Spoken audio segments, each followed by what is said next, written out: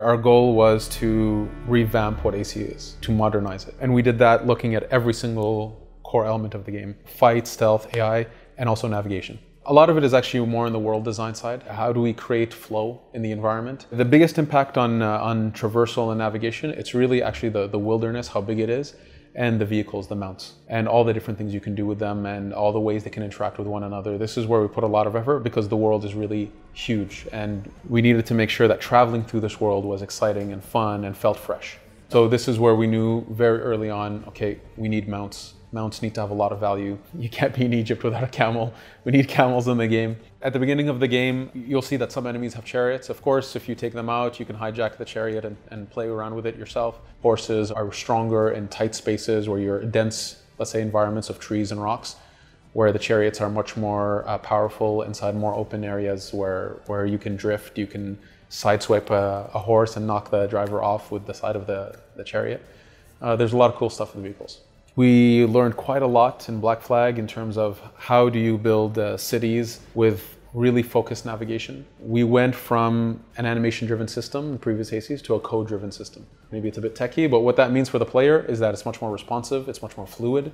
Going from land to swimming, to underwater swimming, to riding a vehicle, that there was a smooth curve there, that it makes sense that you're not feeling like there's a janky link between those elements.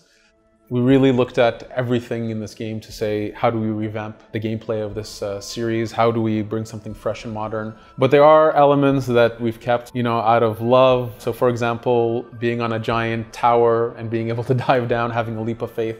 The leap of faith itself is actually something we look at as like saying that this is something that an assassin does. They give a belief into something. So yes, we have haystacks that are meant to catch you comfortably, but we play with this concept of actually what is a leap of faith and why do these people all of a sudden at some point start doing it, and it's almost like a passing into the creed somehow.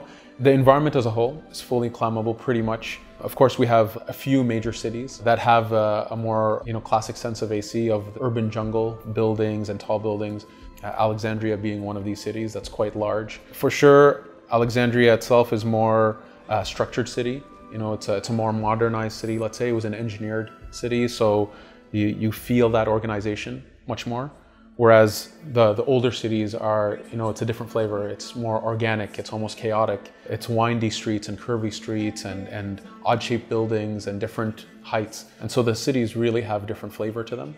In the wilderness, it's much more open and widespread, but you still have giant cliff faces, mountains. The enhancement to made to climbing is that effectively now almost any rock surface is also climbable. Climbing the pyramid, the Great Pyramid, for example, it's not a quick thing. It takes time and effort, and there is actually a navigation puzzle to go all the way up, but you can. There's no shortage of climbing in this game.